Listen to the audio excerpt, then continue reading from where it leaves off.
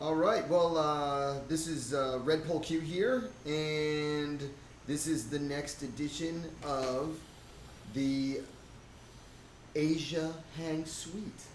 I'm here with McConnell. and it's been a while. Yeah, people thought the podcast was dead. It's not. I'm not dead. Not really. Not dead. What? Nothing. Here's your ninepence. I'm not dead. Here. He says he's not dead. Yes, he is. I'm not. He isn't. Do you know that?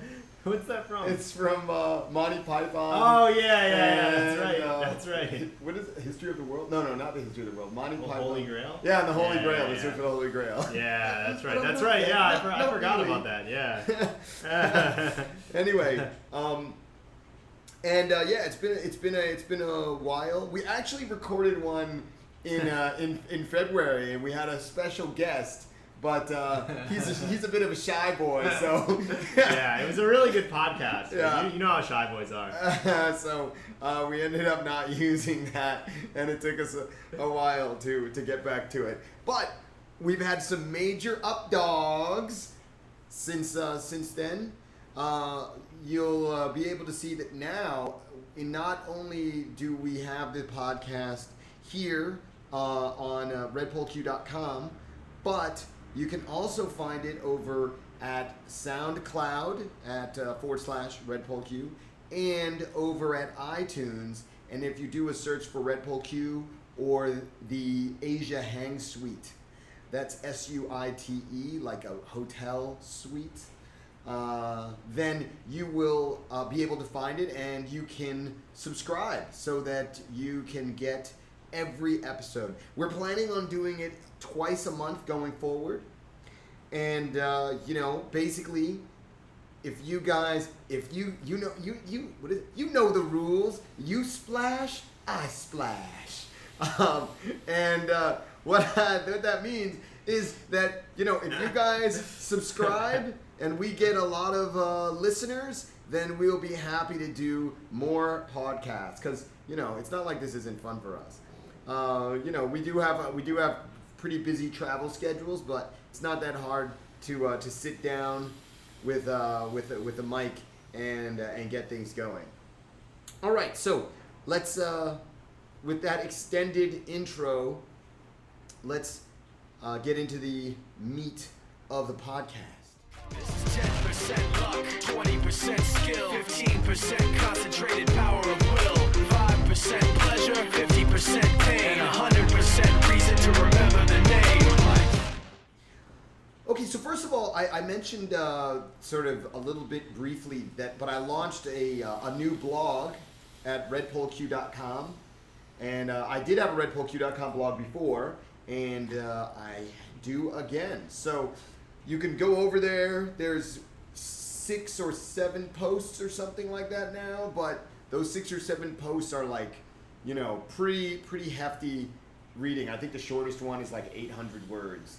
And then the one I just finished last night is like 3,000. It's 2,950 words or something. So, but it's high quality shit. So you should get over there and make comments, because a lot of the stuff in there, it's still things that I'm still thinking about, and I'd be eager to hear your responses to it. So head over there to redpoleq.com and check it out. Read those posts.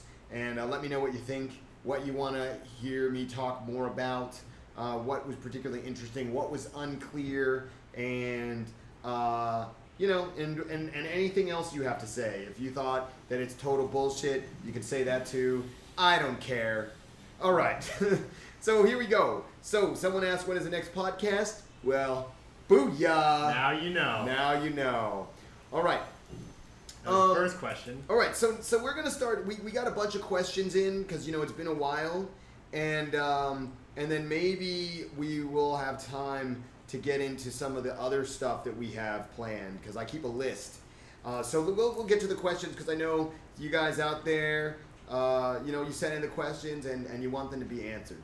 So here we go. Actually, before let's start with this question, because I think it's really too hilarious to skip out. Okay. Here we go. For me, I want a very good wife to marry from Korea or Japan. Someone who is very serious. Reach me on... Okay, and here's the email address of the guy. He posted the question, so hey, I'm just going to do what I can for this guy. Etina Mukama. So this is ETINAMUKAMA@gmail.com.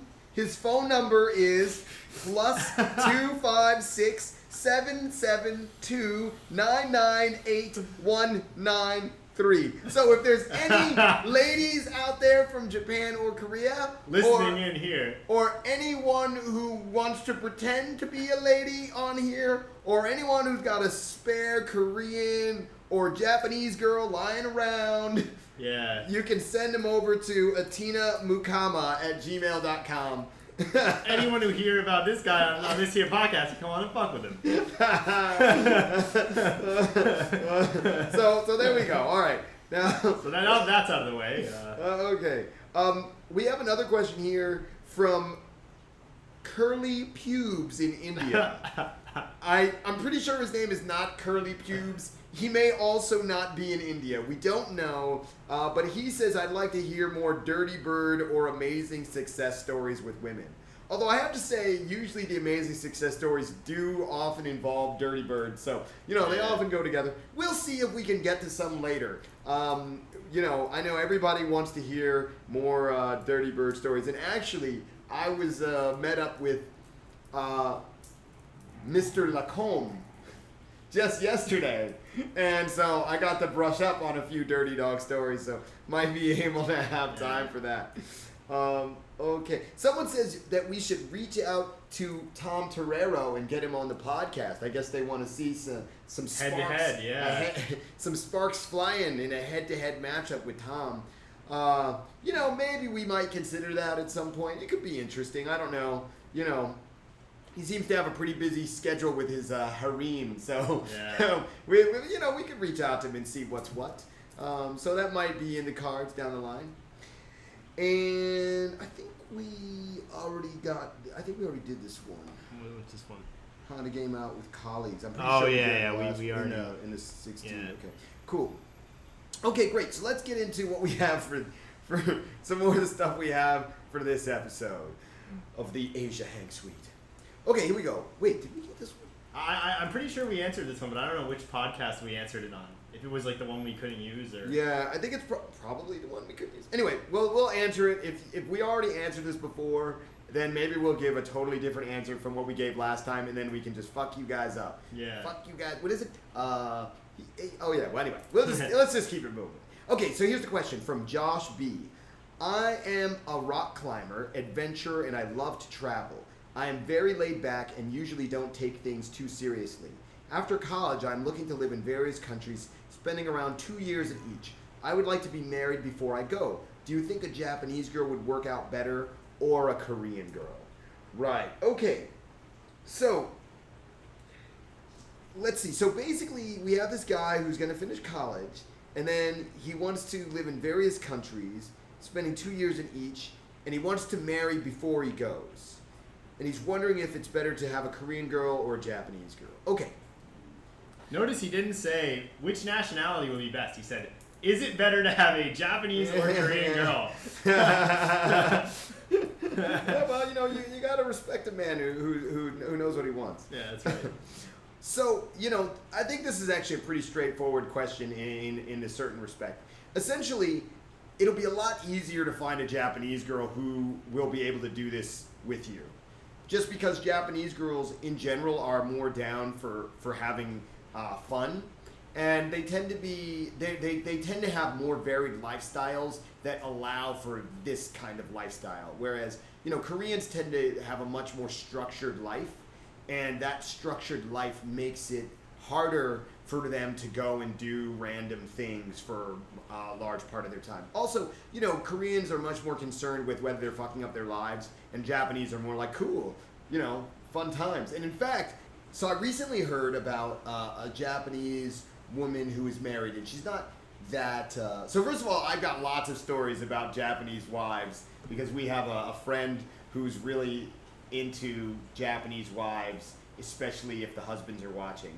And but recently, another one of the guys, he came across a Japanese girl who is, in her late 30s, and she's married to a foreign guy who is in his 70s, and she likes to, and apparently she likes to travel and go on adventures, but but he doesn't want to do that. I guess they did it, and it was like not fun for him at all, and he complained the whole time. So he was just like, okay, well, you can just go and do trips on your own. So anyway, so what's interesting though is that our guy, he wanted to, he's trying to figure out if this girl is down, because the reason he met her at a dance class, and he thinks that this girl seems really, really keen, but then he's really confused because she's married, and and then when he suggested that they go out, the activity he suggested, she was like, oh, well, if we're going to do that, then I'll have to bring my husband because he really likes doing that. But if we do something else, like, and she gave a couple of suggestions, then, then we could just meet. And he's like, okay, well, why don't we do one of these other things? And she's like, yeah, sure, that's fine. But before I go with you, I have to introduce you to my husband. He likes to meet all of my guy friends. So I had already, previous to this, suggested that maybe they had this kind of setup. He's an older guy. She's much younger. And, there are lots of stories. I mean, you just go on Craigslist, and you'll see lots of stories like this of, like, older guys with, like, younger girls and, hooking their young wives or girlfriends up with young studs to just get railed. So, I thought maybe this might be one of those situations. So he's a bit wary, but anyway, so he's going to investigate further and see where this goes. So my point is that this sort of situation is far more common with Japanese girls than it is with Korean girls. And I know that's not the setup that you want, that you're suggesting you want.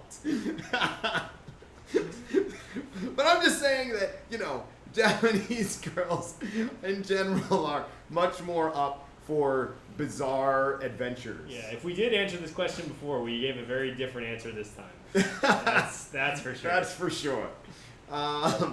So, yeah, now, on the other hand, there is an advantage to dating a Korean girl over a Japanese girl, and that is that Korean girls in general are, like, much more capable, I guess you could say. I think they're much more operational in environments outside of Japan, or environments where things are not kind of set up for Japanese.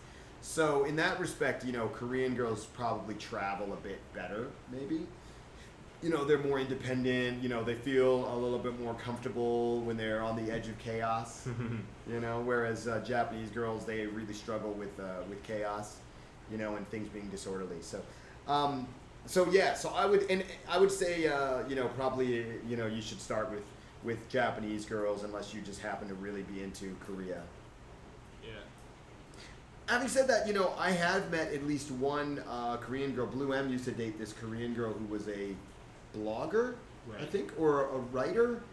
I guess she was a writer, blogger, and so that's how she made all her money. And this was years ago, so it's even more common now, but this is like 2010, 2009, and and she would just go to Southeast Asia and hang out. And I've met several Koreans that traveled in Southeast Asia by themselves, or traveled to Europe by themselves and went backpacking. And so it's more common, but it's just usually an interlude. It's more common for Korean girls to go off on their own, and that's what I mean about them being more independent. But it's very common for them to just go back and plug into the system, whereas a lot more Japanese girls, I think, are happy to abandon the system.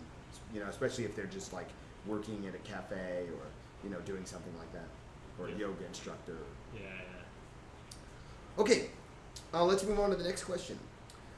This one, and that was from Josh B. So hope that helped you there, buddy. If you have a follow-up question, feel free to punch it in. Go to redpoleq.com/podcast/podcast-17, and you can you can put in a follow-up question there.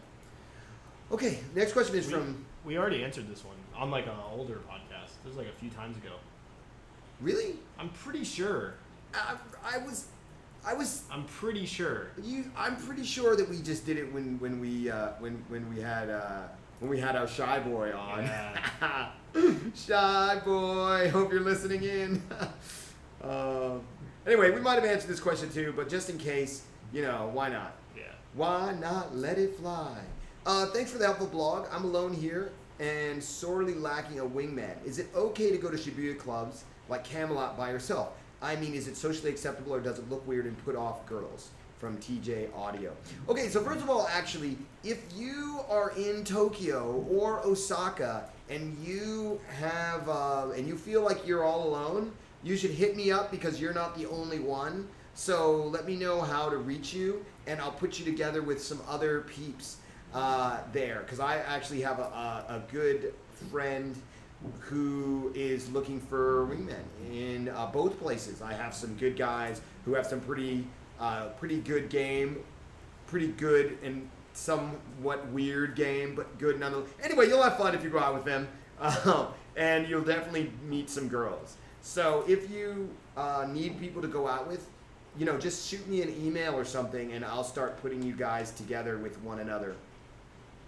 Obviously, if you put in the comments section that if you put it down there, then maybe other people will come by and they'll see also. So yeah, we definitely want to build up the more of a community in Japan.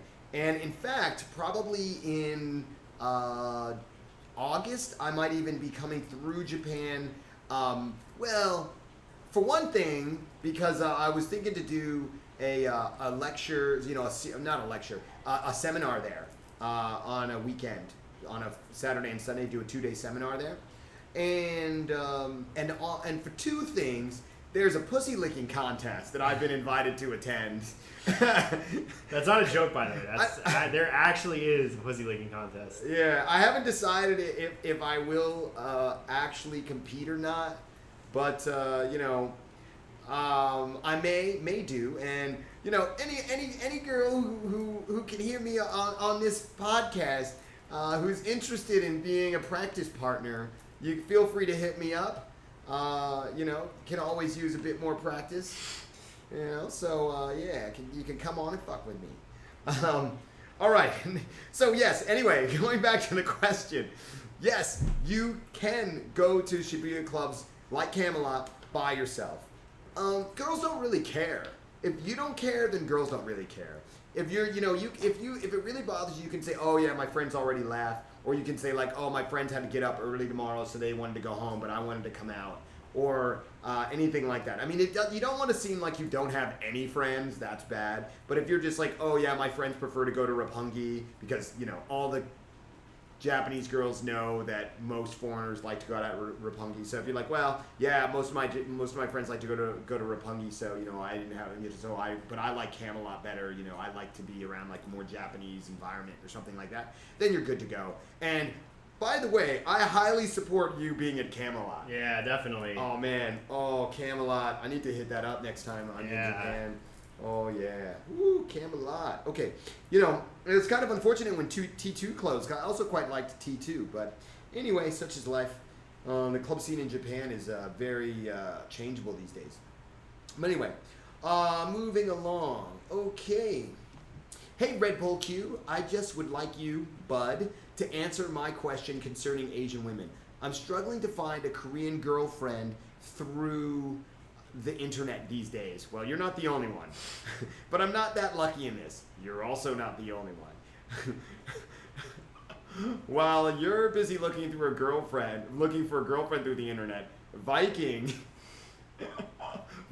is having Korean girls come directly to his house, and then he just moves their panties and booty cutter crotches aside to close them. That's how he does it. Doesn't even take off the clothes. So, anyway, everybody has their thing. I know that's by no means a piece of cake by doing this on the internet. I've been to Korea once, and since that, I've been dazzled by the girls' beauty. Yeah. Woo, Korean girls. We're a fan. I reckon they are just my ideal girls. That's why I'm going to visit Korea and maybe to settle down there in the near future. Find a gig there and stuff. The actual snag is that I have long hair down, tied up in a knot down to my chest. And I hate drinking alcohol and coffee as I tried to lead a healthy way of life. I don't know if these things would be okay if I met a Korean girl and went on a blind date without drinking at all. Would that be okay? Okay, absolutely. You can go out with Korean girls and not drink with them. I do it all the time. It's quite common for me to take Korean girls out and not drink with them. Some people would tell you that you should, but mostly that's just because they want to. But yeah, there's no reason that you need to drink with Korean girls. Although drinking with Korean girls is a lot of fun. Yeah. Now, as for the coffee, also not a problem. I mean, if you're okay with tea, get tea. Also, you know, at cafes you can get juice. I mean, it's really, really not a big deal. I mean, I think it's not good maybe to talk about how you don't drink coffee because you're trying to lead a healthy lifestyle. Yeah. Because Koreans aren't really into leading a healthy lifestyle. Yeah, I mean, pretty much Korean life is like work hard, play hard. Yeah, that's so, right. I mean, if you're not buying into that, they'll just be like, "What?" Yeah, I mean, they really like to cut loose. So I would say that, you know, those things aren't a big deal, aren't a problem, but you shouldn't make a big deal out of them. You know, you shouldn't be like, oh well, you know, I don't need a healthy lifestyle, or oh, don't you know coffee's not good for you? It's like, don't do that. I mean, just, you know, make it your own thing and don't drink. And you know, in fact, we had a friend of ours who was like really weak to drinking, and he was out with Vision, and they were drinking, and Vision was, when the girls weren't looking, they were doing like soju shots, and when the girls weren't looking, Vision would pour our friend water into his soju glass, so he like looked like he was doing shots. So there are ways to get around if it's really necessary. Now, I would say the biggest problem is your long hair. That's gonna be a big deal, I think. Now they're gonna be, I mean, if you're into like heavy metal or something, Diablo. Yeah, Diablo. Woo! Then it can be okay. Like, you know, he used to have his hair tied up, and then as part of the Sarge, he would like take the thing out and he would like shake his hair around, like, you know, like girls do in like hair ads, and he would do that, and I guess, you know, it got some pretty decent responses. But, you know, and he's also into heavy metal, and he would like kind of be in the heavy metal scene. But the problem that he had is that he felt bad trying to game the girls in that scene because it's a small scene, and a lot of the girls are already taken by other guys, and, you know, so he had a lot of problems with that. But if you don't really care and you're kind of ruthless, then it won't be a real problem. Also, you know, he tended to go his other side. On one hand, he would go for, you know, these heavy metal girls, and on the other side, he would go for these super nerd library girls, and, you know, that's not really gonna fly, because those super nerd library girls aren't often really super nerd library girls. Yeah, occasionally you get a closet freak, but for the most part, you'll know that it's a closet freak, like, because, you know, all of your girls right now. Yeah, well, I mean, you know, like, if it's if she looks like a super nerd girl and she's out in Itaewon at, you know, 1 in the morning, she's not really a super nerd girl, right? Okay? But, you know, if it's a girl, super nerd girl, and you're like, oh, so do you have a curfew? And she's like, yeah, my curfew is 12. And you're like, oh, so you never go out at night? She's like, no, I have to be home at 12. You know, that is a, you know, and then I have to go to church in the morning. Still, maybe not, but a lot of times, I mean, you know, you're just asking for trouble. As opposed to if you find a girl who's got fake tits and a tattoo on her side that says alone. On the other hand, you find a girl like that, you know, let's just say your long hair is not going to get in the way. Probably also not your ideal girl. But anyway, lots of options. Okay, next part of the question. Interestingly, one of my Korean friends told me there's no way I could be rejected from a Korean company. She added to that the Korean society is subject to many changes. I think that should be more, I think that's pretty true. So the question is, will I be able to find a girlfriend who would turn a blind eye to these peculiarities and would just let go of Korean traditions? By Korean traditions, I mean at first relating to drinking alcohol.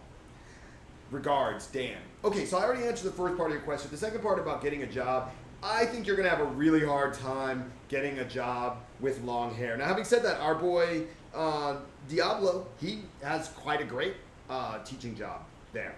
So it is certainly possible, but it can be a problem with the long hair. They do generally want a more traditional clean-cut look because, it's really the parents who are selecting. So the parents want to see the type of guy that they think would be a good influence on their kids. And they, generally speaking, definitely don't want their kids growing their hair long because, then they're never going to work at Samsung or LG.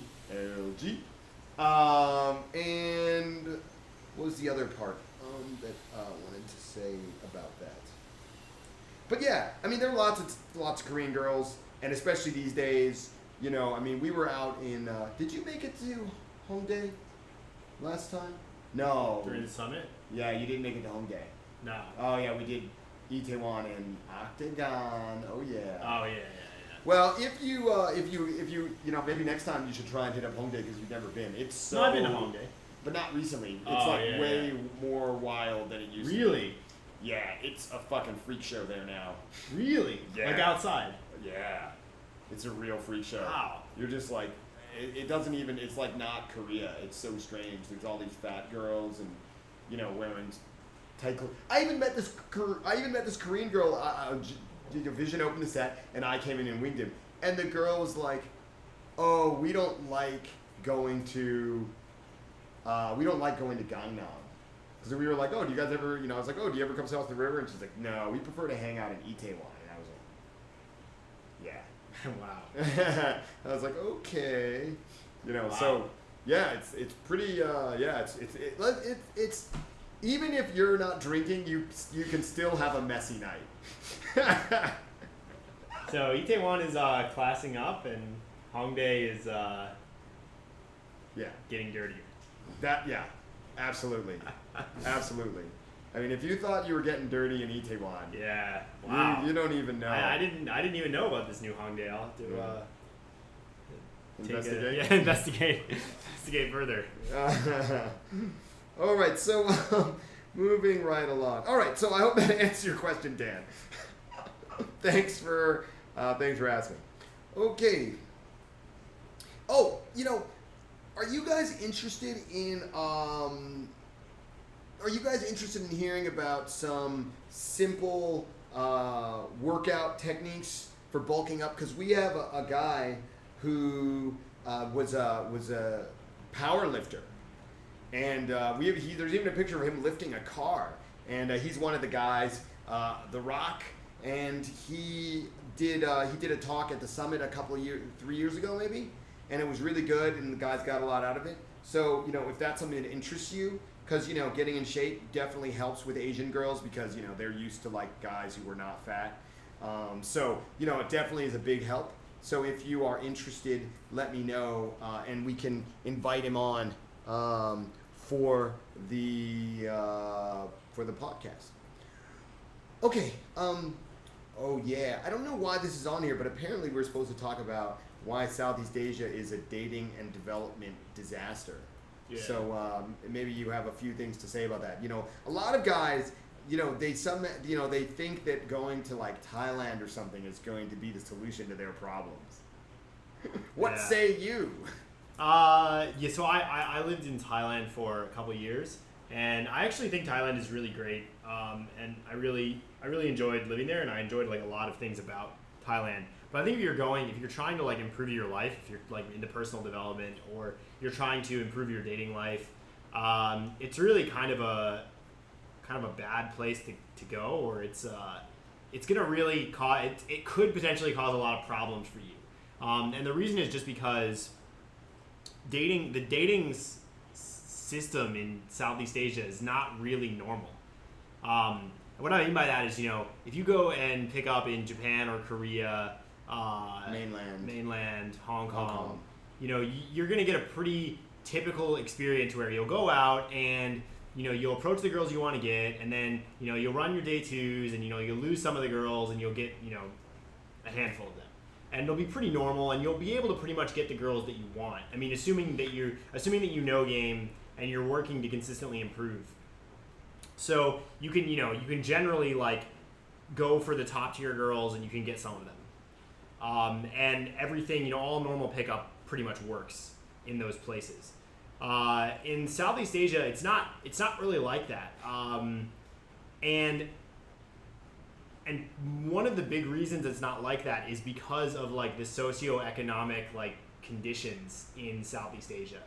So, there's like a pretty strong like social caste sort of system in Southeast Asia, where you have like the top tier of society, like the richest people in those countries. Like when I'm talking about like Cambodia, Thailand, Philippines, mostly. Maybe Indonesia. Yeah, Indonesia too. So in those places, you have like the top tier of society, and typically the best girls are in that top tier. They come from really good families, they went to really good schools, they've maybe been able to study abroad, or they have like really good jobs or whatever. And they all hang out together, and it's sort of like cliquish, and there's like a lot of social circle stuff going on, and they're going to the best clubs, and they have lots of connections and resources and stuff. And then there's everyone else, and for example, using Thailand as an example, if you go to Bangkok, there's lots of girls there who are like from the countryside, and they like come to Bangkok to work.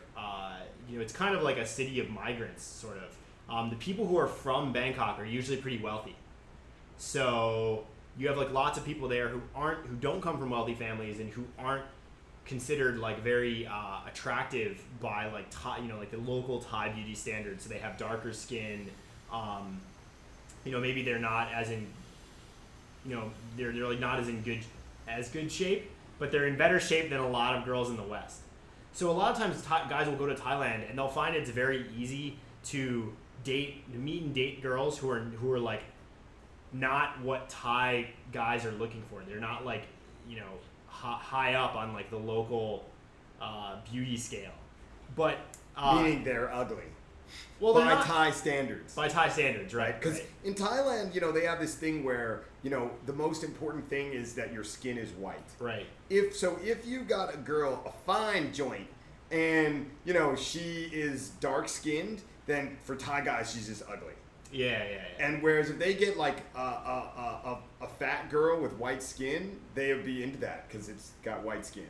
Yeah, it's just part of the way things are in Thailand. Yeah. So, and this is different from somewhere like Japan where local guys don't really have a preference. Some guys like darker skinned girls and some guys like girls with lighter skin. It's just like it's just random sort of.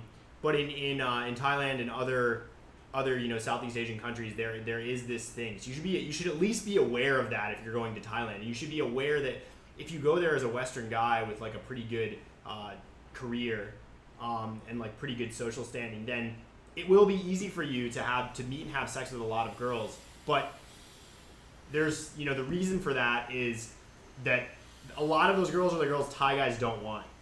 And also those girls probably only make like $300 a month. Right, and so dating you as a Westerner is like a really, really good upgrade for them. Yeah. Because then they have access to like all this optionality, right? Like they can, maybe they could go overseas, maybe they can have, they could have children and they could have like their children have 2 passports and be lighter skinned. Yeah, right. Than they would be with any of the Thai guys they could get. Well, not in your case.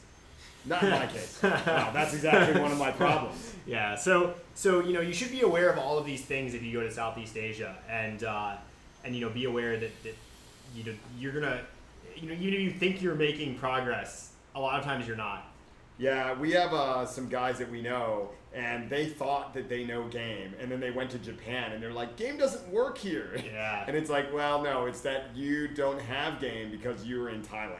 Yeah. And game actually does work in Japan, but you actually have to know game. Yeah. So, now, so that's from the dating side. And what about the development side? Because you decided to leave. Yeah, and I think in Thailand, it's sort of, there's, most people who know about Thailand, there's a blog called Stickman. Oh, and yeah. Stickman is like a really long running. Stickman Daily, is that the name? It's just called Stickman. Oh, is it stickman.com? Yeah. I think so. Yeah. Okay. Anyway, we can double check, and we'll put the link in the in the comments. And actually, Stickman is like a really good site if you're considering moving to Thailand or like living there or just want to learn more about like Thai culture.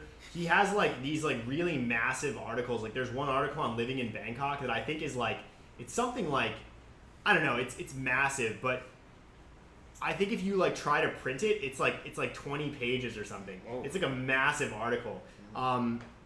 It took me like I think I read the whole thing when I moved there, and it was like really long, but it's really interesting because he talks about like a lot of the subtleties of Thai culture and the things. He's been living there since like the 1990s or something, and he talks about like a lot of the subtleties of Thai culture and things that you might not be aware of when you first move there. So I would recommend. There's also a lot of random shit on that site. So and like crazy stories and whatnot. Interviews with ladyboys. Yeah, with ladyboy escorts. Yeah. So but his like pillar content is pretty good. So if you're considering moving there, definitely read some of that stuff. I guess we can post a link to some of the really good articles. Okay. Sounds good.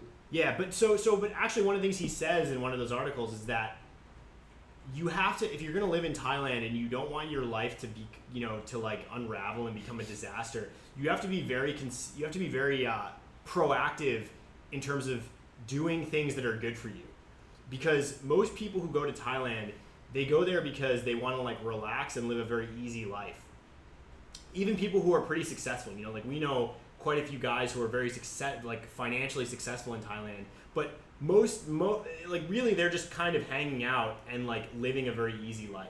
Yeah. They're not trying to like necessarily do a lot of new things or challenging things. Like, they just want to have like a financially stable life and then have like lots of relatively a lot of free time and use that free time to relax, right? Right. So it's pretty difficult to find people who are into self-improvement the way that a lot of the guys in our community are. So I think that's kind of one of the issues with Thailand. And a lot of the guys that we know visit Thailand, and so I would hang out with them when they visited. But in terms of people living there, it's not really that great if you're trying to improve. Yeah, the other thing is that there's a lot of easy access to vices. Yeah, definitely. And so it's really easy to get caught up doing things that are very not conducive. Like, it's very easy to like live in Bangkok or in Thailand and just drink a lot every day. And you won't even notice because it's what everybody is doing. Yeah. And a lot of the guys there in Thailand, if you're just hanging out with them, there's like a huge group mentality. And so, they'll want to go and do like all this stuff that's not really good. And then you'll just by being around them, you'll like be caught up in it. And that's, even if you're like, you have your life together, it's kind of difficult to not fall into a lot of these like bad habits. And also, I would say, and maybe you disagree with me, but I think that there's very few good opportunities for foreigners there. Like it's not like you don't even like, for example, here in Taiwan, and we won't get into Taiwan today because it's also not. Anyway, it's not like it's the promised land or anything. But here there are plenty of foreigners who end up being like DJs or running events, or they're MCs at major clubs, or they even could be managers of clubs or restaurants or bars. And I mean, I guess I feel like in Thailand that it's harder to do that. Now maybe that's not. When I say it's harder to do that, I mean if you show up there and you have money, then you can do it. But I don't feel like it's something that you can go to Thailand with nothing or very little, and then you can like make connections to get to there in the way you can here. Yeah, that's pretty true, I think. I basically agree with that. Yeah, so that's another thing. And I think, same in Japan and Korea, you can like go there and you can like do stuff there. It happens more in Japan than Korea, that's true. But it still is possible that you can have access to better things when you get there, because you're not seen as... in Japan and Korea, and I guess here too, you're not seen as something that can, they don't expect you to have money, I guess is the difference. So, if they want you to do something, then they know that you have to get something for that. Whereas in Thailand, I guess they would expect you to bring something to the table when you show up. Yeah. I think that's pretty accurate. true. Yeah. Yeah, I think that, what was I going to say? Forgot what I was going to say. Anyway, if I think of it all. Okay. All right. I don't really think I have anything else to say about that. Oh yeah, I know what I was gonna say. One of this thing that we've talked about before. If you're coming to Asia for the first time, I highly recommend going to Japan or Korea first. And the reason is because in both of those places, everything works like properly. Like they're like proper systems for everything. And well organized. Yeah, it's well organized. Those places are clean. The people are, civilized. Yeah. Right? I mean, you won't have anybody scamming you. Yeah. Ever? Yeah, pretty much ever. So, if you go to those places, it's a really good experience because if you're coming from the West and you go there, then you can look at things being done in a totally different way, and you can say, oh, wow, they're doing it in a totally different way and it works. And, it kind of like changes your perspective on things.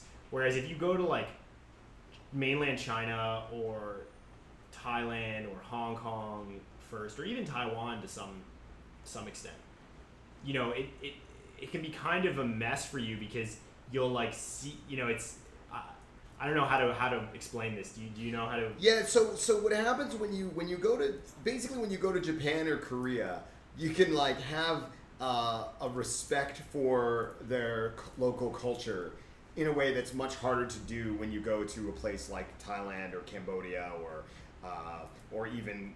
I think Taiwan is probably okay if you come to Taiwan first. Because when you go to like Southeast Asia or mainland China, you're just like, what is wrong with these people? This place is a fucking shithole and everything's a disaster. And then, it's easy to start thinking, oh, Western culture is so superior and, I know better and these guys are all stupid. But when you go to Japan or Korea, you won't think that at all because you'll go, wow, they're doing things in really weird ways that I would never do them or think of doing them. And I thought those ways were stupid, but actually everybody seems pretty rich and happy. So maybe they know something I don't. And when you get that, then when you go to other Asian countries, you can start to also see the positives of their cultures too. And I find that people who start off in China or start off in Southeast Asia, they don't develop that same ability to respect the local culture and to be able to learn from it. Because they're just like, these people are disasters. Yeah, and actually, I have like a huge respect for Thai. I really love Thai culture actually, and I really love like a lot of things about Thailand, and I love visiting Thailand. But I just think in terms of like personal development, it's not really a great place. Yeah, and if you read books about Thailand, written by Westerners there, especially about dating, but they'll always say about like, oh, how stupid Thais are, and all this like that really negative about Thais, which is sort of strange given that a lot of them are married to Thai girls. Yeah. Or have longtime Thai girlfriends. But, but I think it's very easy for because they have like this Western mindset when they show up. And, there are a lot of things about Thailand that are fucked up. There's no doubt about that. Yeah. But it's kind of like, if you're American and you go to like, Appalachia or, if you're in America and you go to like trailer parks, you would go, oh, what's wrong with this country, right?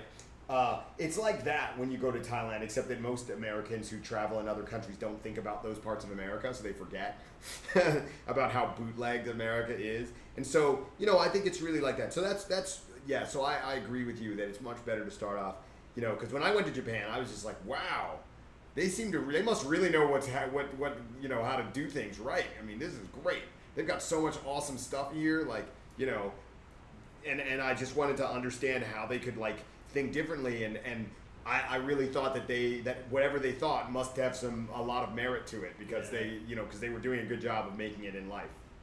Yeah, absolutely. Okay, great. Moving along to the next question from Jacob. I'm currently a busy 20-year-old university student here in South Korea. I'm bilingual, so I have both languages to my advantage. Lucky you.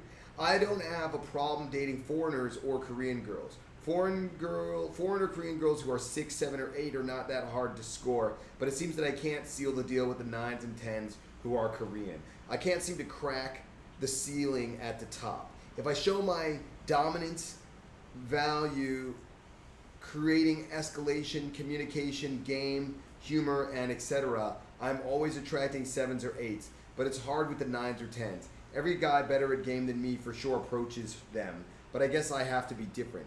Should I talk less and demonstrate body language and be hard to get? I know from experience that money and looks have no relation with game, but it seems that appearances play a role over here.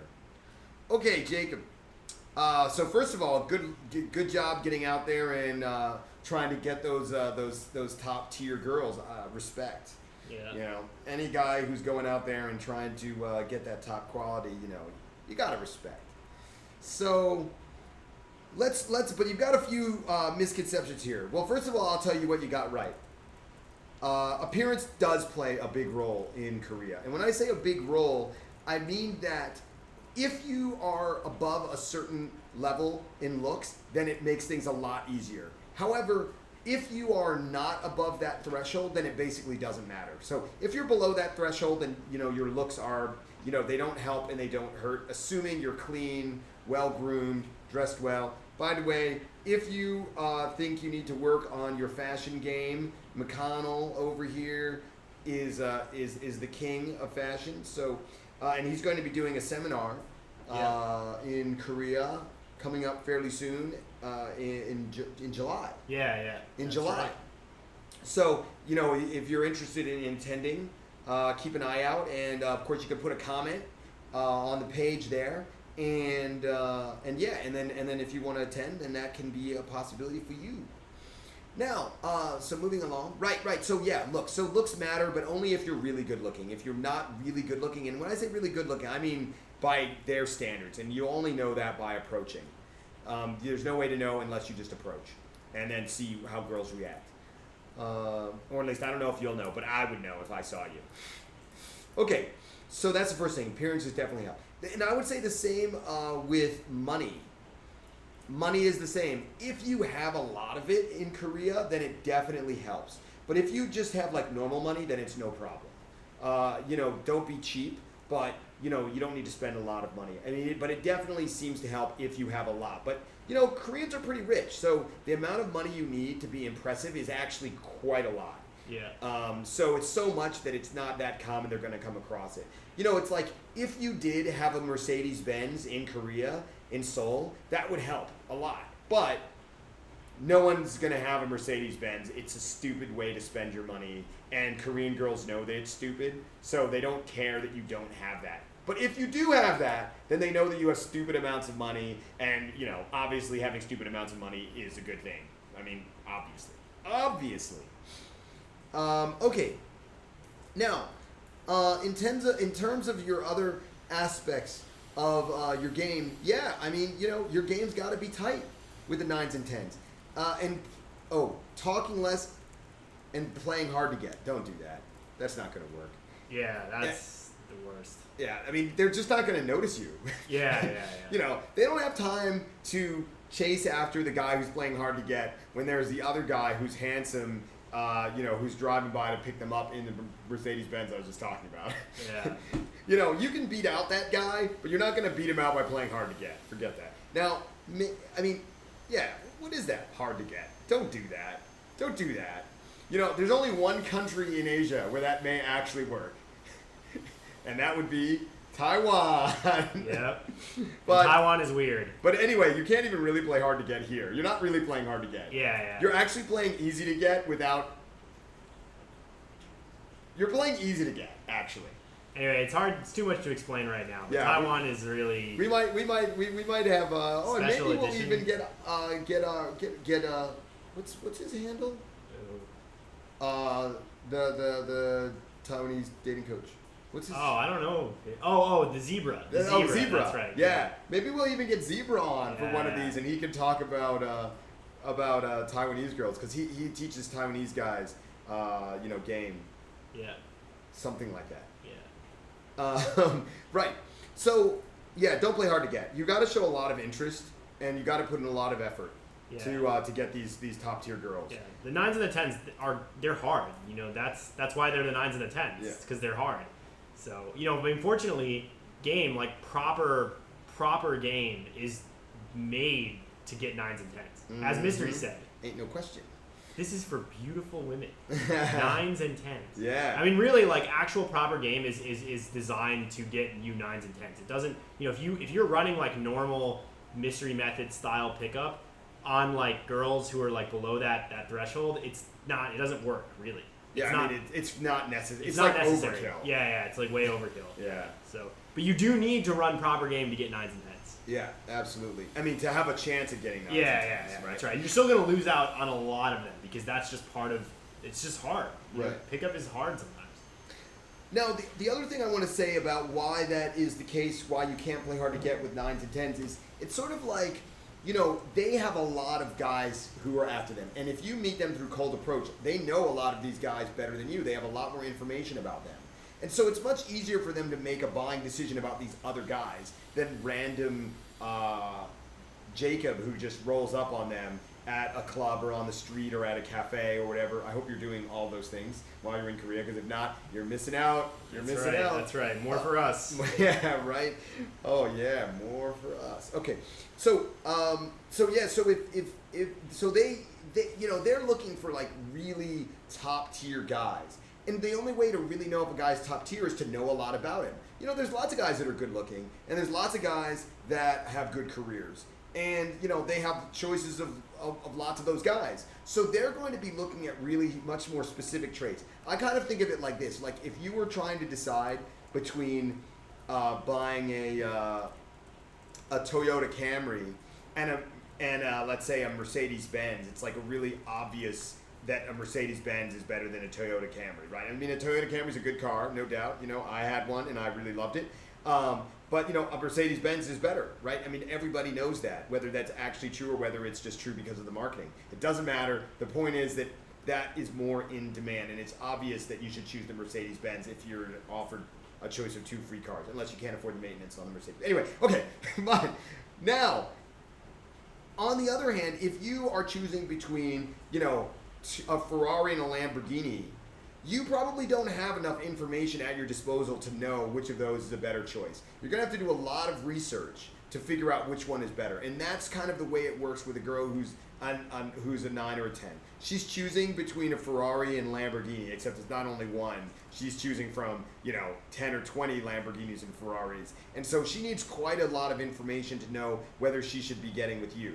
And so if you're playing hard to get, she's not going to get that information, because while you're playing hard to get, other guys are shooting her every kind of information about themselves that they can possibly think of to try and let her know that they are the optimal choice. So forget playing hard to get. Asian girls for the most part, aren't interested in guys playing hard to get, because they actually want a guy who's going to be reliable and will stick around. They're not going to be like a Western girl who's going to bang like some hot guy that's way out of her league and then complain that modern guys, aren't serious and don't know how to commit. They know that if they bang guys that don't like them, they're not going to get any commitment from them. And so they're looking for guys that really want to be with them, and playing hard to get just is a signal that you don't like them very much. And if they fuck you, that you're not going to be sticking around. So yeah, just don't do that. Forget it. Okay. Let's move along. We got the next one. We were supposed to. We're like almost at an hour. I think. We're almost at an hour. Okay, well, let me see if there's. Okay, well, it looks like we don't have time for any more Dirty Dog success stories or Dirty Dog failure stories, for that matter. But next time we should do some of those. Yeah. So next time we'll be back now that we've caught up on some of the questions that we got. Feel free to send in your questions. We love questions. They're super, super fun.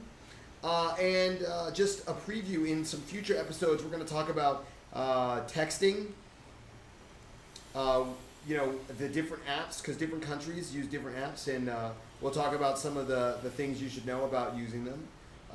We'll talk about... Oh, yeah. Yeah, we'll talk about,